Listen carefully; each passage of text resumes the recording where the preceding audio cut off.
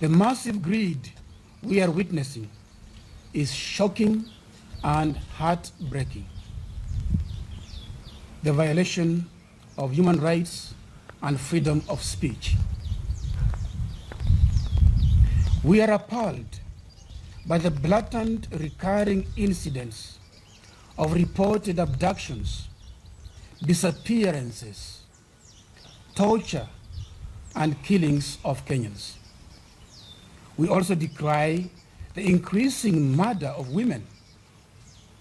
This has caused great consternation, anger, and disgust. Many families are still grappling with the loss of their children who are brutally killed, injured, or went missing following what is referred to as the Gen Z demonstrations in June 2024.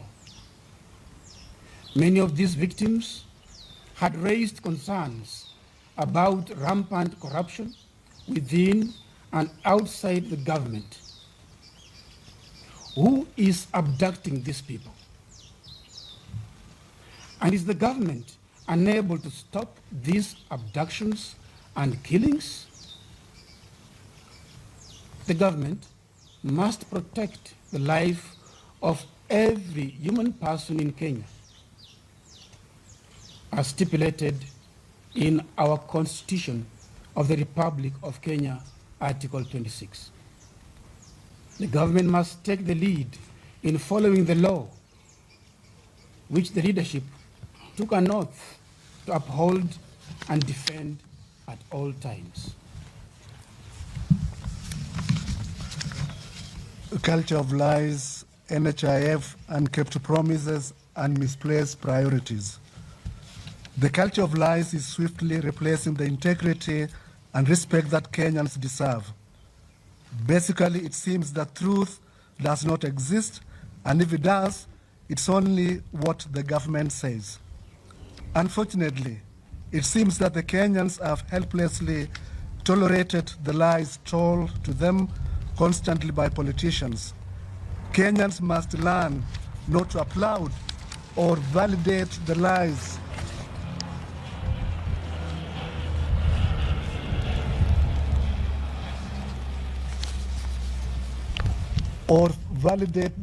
that the politicians tell them, but rather must resolve to seek and be led by the truth.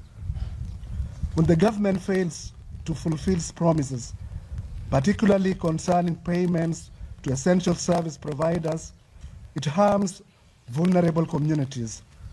This is the case with NHIF. The neglect of faith-based organizations, hospitals, now owed billions in dues, is an issue we have addressed constantly, even with the president.